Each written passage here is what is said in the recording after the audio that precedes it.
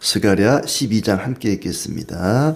이스라엘에 관한 여호와의 경고의 말씀이라. 여호와 곧 하늘을 펴시며 땅의 터를 세우시며 사람 안에 심령을 지으신 이가 이르시되, 보라, 내가 예루살렘으로 그 사면 모든 민족에게 취하게 하는 잔이 되게 할 것이라.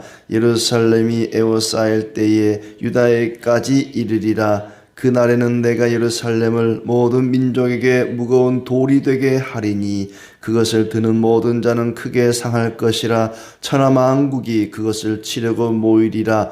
여호와가 말하노라. 그날에 내가 모든 말을 쳐서 놀라게 하며 그 탄자를 쳐서 미치게 하되, 유다 족속은 내가 돌보고 모든 민족의 말을 쳐서 눈이 멀게 하리니 유다의 우두머리들이 마음속에 이르기를, 예루살렘 주민이 그들의 하나님 만군의 여호와로 말미암아 힘을 얻었다 할지라. 그날에 내가 유다 지도자들을 나무 가운데 화로 같게 하며 곡식단 사이에 횃불 같게 하리니 그들이 그 좌우에 에워싼 모든 민족들을 불사를 것이요 예루살렘 사람들은 다시 그 본 곳 예루살렘에 살게 되리라. 여호와가 먼저 유다 장막을 구원하리니 이는 다윗의 집의 영광과 예루살렘 주민의 영광이 유다보다 더하지 못하게 하려 함이니라. 그 날에 여호와가 예루살렘 주민을 보호하리니 그 중에 약한 자가 그 날에는 다윗 같겠고 다윗의 족속은 하나님 같고 무리 앞에 있는 여호와의 사자 같을 것이라. 예루살렘을 치러 오는 이방 나라들을 그 날에 내가 멸하기를 힘쓰리라. 내가 다윗의 집과 예루살렘 주민에게 은총과 강구하는 심령을 부어주리니 그들이 그 찌른 바 그를 바라보고 그를 위하여 애통하기를 독자를 위하여 애통하듯 하며 그를 위하여 통곡하기를 장자를 위하여 통곡하듯 하리로다. 그날에 예루살렘에 큰 애통이 있으리니 무기또 골짜기 하나드림몬에 있던 애통과 같을 것이라. 온 땅 각 족속이 따로 애통하되 다윗의 족속이 따로 하고 그들의 아내들이 따로 하며 나단의 족속이 따로 하고 그들의 아내들이 따로 하며 레위의 족속이 따로 하고 그들의 아내들이 따로 하며 시므이의 족속이 따로 하고 그들의 아내들이 따로 하며 모든 남은 족속도 각기 따로 하고 그들의 아내들이 따로 하리라. 아멘. 예, 반갑습니다. 오늘도 주님의 은혜가 가득하기를 진심으로 축복합니다. 메시아가 오셔서 이루게 될 그 나라, 교회와 하나님의 나라를 가리키겠죠. 그 나라에 대한 말씀입니다. 스가랴서 후반부가 참 내용이 이렇게 난해하고 어렵다는 생각이 드는데 어느 시대를 가리키는지 누구를 가리키는지 참 어려운 부분이 있습니다만은 전체적으로 이제 장차 예수님이 오셔서 이루게 될 하나님의 나라를 가리킨다고 보여집니다. 오늘도 역시 그분의 왕국에 대한 하나님 나라에 대한 말씀인데 1절부터 해서 9절까지는 이스라엘을 향한 경고의 말씀입니다. 정확히 말하면 이스라엘이 아니라 이스라엘을 침략하는 이방 민족들에 대한 경고의 말씀이겠죠. 모든 이방 민족이 이스라엘을 공격하겠지만은 하나님이 이스라엘을 구원할 것이다, 지켜 보호할 것이다 하는 말씀이 나오고 10절부터 14절까지는 모든 민족과 이스라엘이 함께 하나님 앞에 통곡하게 될 것이다, 회개하게 될 것이다 하는 그런 말씀입니다. 한편으로는 이방인들이 예루살렘을 공격할 것이고 또 한편으로는 이방인과 예루살렘이 함께 통곡할 것이고 좀 상반되는 그런 말씀이죠. 앞부분에는 이스라엘과 이방이 싸운다는 말씀이고 뒷부분은 이스라엘과 이방이 함께 통곡한다는 말씀이니까 서로 싸운다는 말인지 또 서로 함께 한다는 말인지 약간 좀 상반된 그런 내용인데 이게 무슨 의미를 가지고 있는지 한번 살펴보도록 하겠습니다. 먼저 하나님의 경고의 말씀이 나옵니다. 이스라엘에 관한 여호와의 경고의 말씀이라. 하늘을 펴시고 땅에 터를 세우시며 사람 안에 심령을 지으신 그분이 이르시되 그렇습니다. 하늘과 땅을 창조하신 주인 되시는 만국의 주인 되시고 모든 인생의 주인 되시는 창조주이시며 모든 일을 주관하시는 그분의 말씀이다. 이 내용은 반드시 이루어질 말씀이다. 그런 얘기입니다. 이제부터 하는 말씀은 반드시 이루어질 말씀이다. 창조주이시며 모든 인생의 주관자이신 그분이 하시는 말씀이기 때문에 이 말씀을 틀림없이 이루어질 그 말씀이다. 그분이 말씀하시기를 무슨 말씀을 하시냐면은 예루살렘은 공격을 받게 되겠지만 이방인의 공격을 받겠지만 침략을 받겠지만은 반드시 그들을 보호할 것이다. 이 말씀이 반드시 이루어진다는 것입니다. 예루살렘으로 모든 민족에게 취하게 하는 잔이 되게 할 것이다. 마치 술잔이 이렇게 있다 그러면 그 술잔을 마시면 마신 사람이 취하게 되겠죠. 그러니까 이스라엘을 건드리면 술 취한 사람처럼 그렇게 돼버릴 것이다. 그 다음에 뒤에도 보면은 무거운 돌이 되게 하리라 그랬습니다. 예루살렘을 모든 민족의 무거운 돌이 되게 할 것이다. 무거운 돌, 아주 무거운 돌이에요. 이 돌이 있는데 이 돌을 들면 돌을 드는 사람이 뭐 허리가 삐끗하든지 그 사람이 다친다는 얘기죠. 예루살렘 건들면 그 술잔처럼 무거운 돌처럼 취하게 되거나 뭐 다치게 되거나 뭐 아무튼 그냥 예루살렘 잘못 건드리면 큰일 난다 하는 얘기죠. 모든 민족이 예루살렘을 치러 오겠지만 그러나 취하게 하는 잔처럼 무거운 돌처럼 그것을 예루살렘을 건드리는 자들은 반드시 상하게 될 것이다. 취하게 될 것이다. 천하 만국이 그것을 치려고 모이리라. 모든 민족이 이스라엘을 치려고 오더라도 반드시 하나님이 지켜줄 것이다 하는 얘기입니다. 그것을 교회와 하나님의 나라에 대비해 보면은 하나님의 백성들, 교회를 괴롭히는 자들을 하나님은 반드시 물리치시고 지켜주실 것이다 하는 얘기죠. 4절에 그날 모든 말을 쳐서 놀라게 할 것이다. 이방인들이 탄 말을 쳐서 놀라게 한다는 얘기죠. 그 탄 자를, 말을 탄 자들을 쳐서 미치게 하고 유다 족속은 돌보고 모든 민족의 말을 쳐서 눈이 멀게 할 것이다. 5절에 보면 유다의 우두머리들이 마음속에 이르기를 예루살렘 주민이 그들의 하나님 만군의 여호와로 말미암아 힘을 얻었다 할지라. 예루살렘 백성들은 하나님으로 말미암아 힘을 얻게 된다는 것입니다. 하나님의 백성들은 교회를 이루고 있는 성도들은 하나님으로 말미암아 힘을 얻게 될 것입니다. 아무리 이방인들이 예루살렘을 공격하고 침략한다 할지라도 그곳에 살고 있는 백성들은 하나님으로 말미암아 힘을 얻게 된다. 하나님으로 말미암아 용기를 얻게 될 것이다. 아주 신비한 역사를 통해서 대적들을 물리치게 될 것이다. 그날 유다의 지도자들을 화로와 횃불 같게 하여서 화로불, 횃불, 불이죠. 불 같게 해서 좌우에 에워싸 모든 민족을 불사를 것이다. 이 불이라고 하는 것은 아무리 많은 대적이라 할지라도 다 불태워버릴 수가 있습니다. 뭐 총이나 뭐 활이나 이런 것은 이게 한 방에 한 명씩만 쓰러뜨릴 수 있지만 불은 수만 명을 동시에 태워버릴 수 있는 그런 위력을 가지고 있죠. 그러니까 예루살렘 백성들이 그 지도자들이 화로와 횃불 같아서 대적들이 아무리 많이 몰려올지라도 그들을 모조리 불사를 것이다. 하나님이 그렇게 하신다는 거죠. 예루살렘 사람들이 다시금 예루살렘에 살게 될 것이다. 거기서 쫓겨나고 괴롭힘을 당해서 뭐 산속에 숨고 하더라도 다시 돌아와서 예루살렘에 거주하게 될 것이다 하는 얘기입니다. 먼저는 유다의 장막을 구원할 것이다. 다윗의 집의 영광과 예루살렘의 영광이 유다보다 더하지 못할 것이다.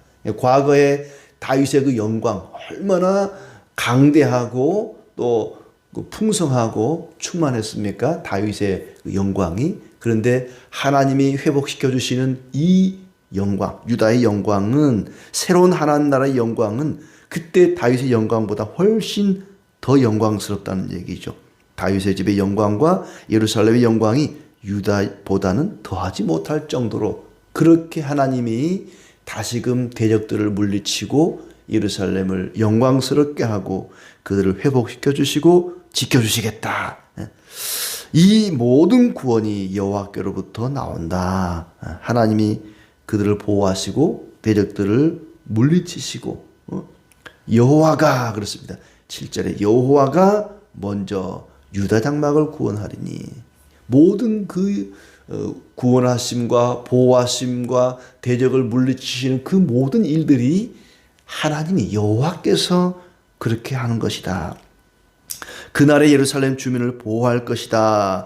그 중에 약한 자가 다윗 같겠고 다윗 족속은 하나님 같고 여호와의 사자가 될 것이다. 그날에 대적들이 침략해서 예루살렘을 공격하는 그날에 하나님이 대적들을 물리치고 보호하셔서 다윗 족속 같게 하고 여호와의 사자 같게 할 것이다.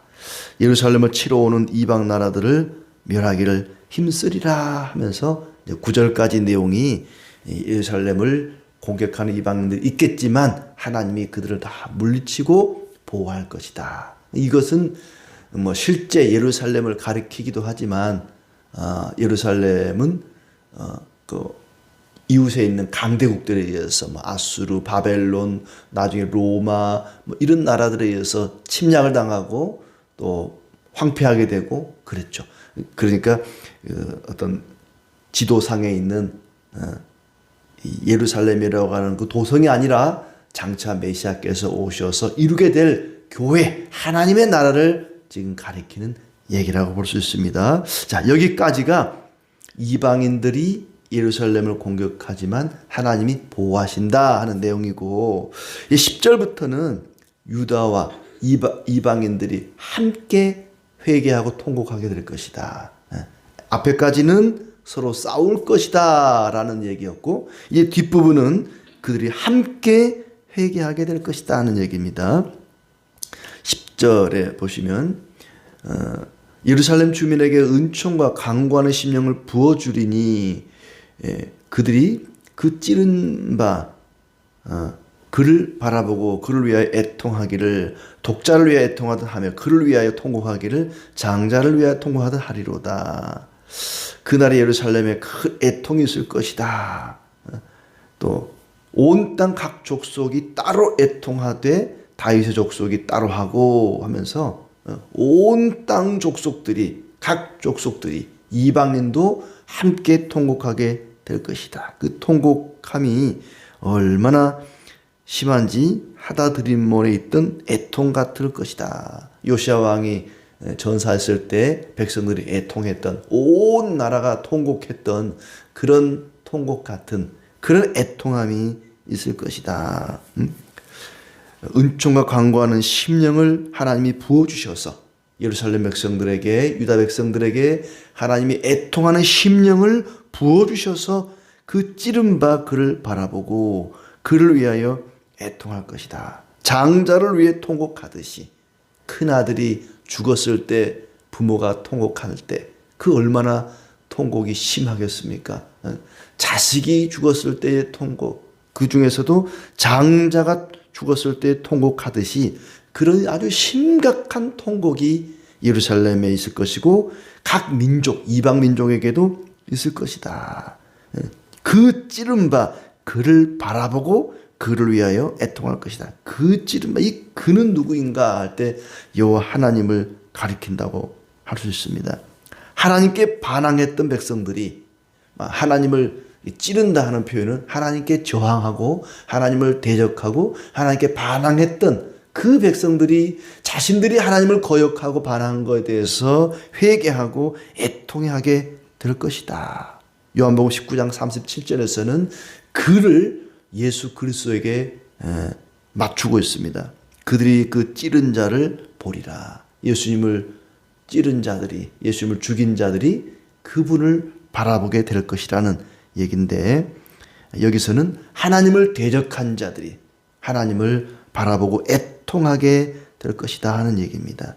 그날에 예루살렘에 큰 애통이 있을 것이다. 하나님이 보낸 구원자를 반대하고 구원자를 해치고 구원자를 대적했던 그 일에 대해서 회개하고 통곡하게 되고 그 일에 각 족속이 이방인들이 참여하게 될 것이다. 온 땅 족속이 따로 애통할 것이다. 모든 남은 족속도 애통하게 될 것이다. 자, 오늘 내용은 이런 내용입니다. 앞에 부분은 이방인들이 예루살렘을 공격하게 되는데 하나님이 물리치고 보호하신다는 얘기고, 뒷부분은 그 이방인과 예루살렘 백성들이 함께 하나님을 대적한 거에 대해서 회개하고 애통한다 하는 그런 얘기입니다. 하나님이 그분의 나라를 지켜주시기 때문에 어떤 핍박과 대적이 몰려온다 할지라도 하나님은 반드시 그들을 물리칠 것입니다. 교회를 향한, 성도들을 향한 공격은 아무 소용이 없습니다. 하나님이 우리를 지켜주시고 하나님이 우리를 보호하시기 때문에 하나님께서는 어떤 대적도 교회를, 성도들을 건드리지 못하도록, 하나님의 백성들을 공격하는 것은 하나님의 눈을 찌르는 것과도 같습니다. 그렇게 하나님께서는 이방의 공격을, 세상의 공격을 막아주시고 성도와 교회들을 보호하신다 하는 얘기입니다. 이렇게 이방인들이 한편에서는 교회와 성도들을 공격할 것입니다. 괴롭힐 것입니다. 핍박할 것입니다. 동시에 또 한편에서는 회개한다. 교회에 나와서 교회와 함께 세상 사람들이 회개하게 될 것이다 하는 얘기입니다. 이것이 바로 교회의 이중적인 모습입니다. 한편으로 교회는 세상으로부터 공격을 받습니다. 세상으로부터 핍박과 조롱과 모욕을 당할 것입니다. 그러나 동시에 세상 사람들은 교회에 와서 회개하고 뉘우치고 통곡하고 애통하게 될 것입니다. 교회 현실이 그렇습니다. 교회가 세상으로부터 끊임없는 괴로움을 당할 것입니다. 이 땅에 있는 교회는 그럴 수밖에 없습니다.